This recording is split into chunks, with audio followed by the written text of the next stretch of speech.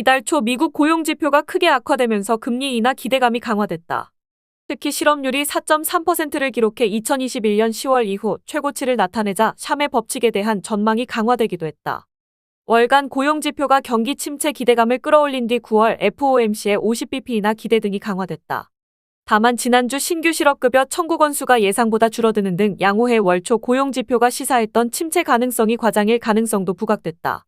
월간 고용지표가 나온 뒤 침체 가능성이 부각됐지만 주간 지표가 나온 뒤엔 노동시장이 대폭 악화되는 건 아니라는 쪽에 힘이 실린 것이다. 이제 물가지표를 확인하면서 연준의 금리 인하 강도를 가늠해 볼 타입니다. 고용 둔화가 연준의 금리 인하에 힘을 실어준 가운데 인플레가 연준 관계자들의 스탠스를 얼마나 바꿀지가 관심이다. 수잔 콜린스 보스턴 연은 총재는 9일 최근 고용지표가 예상보다 부진했으나 미국 노동시장은 여전히 강하다. 인플레이션은 예상보다 느리긴 하지만 목표치인 2%로 돌아오고 있다면서 인플레이션 둔화가 지속될 경우 통화정책을 조정하고 정책의 제약 정도를 완화하는 것이 적절하다고 말했다.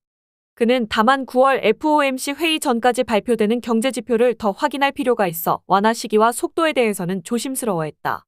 제프리 슈미드 캔자스시티 여는 총재는 최근 인플레이션 지표가 고무적이지만 아직 목표에 도달한 것이 아니다. 현재 연준의 정책 기조는 그렇게 긴축적이지 않다면서 물가 상승이 더 둔화하기 위해서는 노동시장이 더 냉각될 필요가 있다고 주장했다. 미국에선 이번 주 14일과 15일 각각 CPI와 소매 판매가 발표된다. 7월 헤드라인 CPI와 관련해선 2%대 진입 여부가 주목을 끈다. 지난 6월 전년비 3.0%를 기록하면서 3개월 연속 둔화된 가운데 이번엔 2.9%를 나타낼 것으로 전망되고 있다. 근원 CPI는 4월 3.6%, 5월 3.4%, 6월 3.3%로 둔화되는 중이며 이번에도 레벨을 좀 더 낮출 것으로 예상되고 있다. 13일엔 PPI가 나오는 가운데 4월과 5월 2.2%를 기록한 뒤 6월엔 2.6%로 레벨을 올린 바 있다. 15일엔 소매 판매가 발표된다. 최근 소매 판매의 전월비 증가율을 보면 4월 0%, 5월 0.3%, 6월 0%를 나타내 소비 둔화에 대한 인식이 강화된 바 있다. 하지만 이번엔 다시 0.3% 정도로 수치가 올라설 것으로 예상되고 있다. 다만 침체를 기대하는 일각에선 마이너스 가능성도 있다는 주장을 내놓고 있다.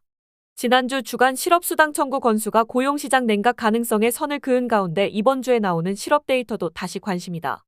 15일 나오는 주간 실업 데이터 역시 다시 시장에 변동성을 줄 수 있다. 최근 경기 침체 전망 강화와 약화가 이어지면서 경제 지표들이 어느 쪽에 힘을 실어줄지 관심이다. 이런 지표들이 발표되는 가운데 연준 관계자들도 연설에 나선다.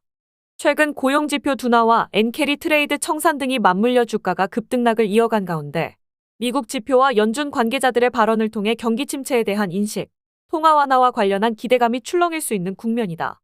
이상 여의도 펀드 매니저를 위한 오늘의 뷰이었습니다.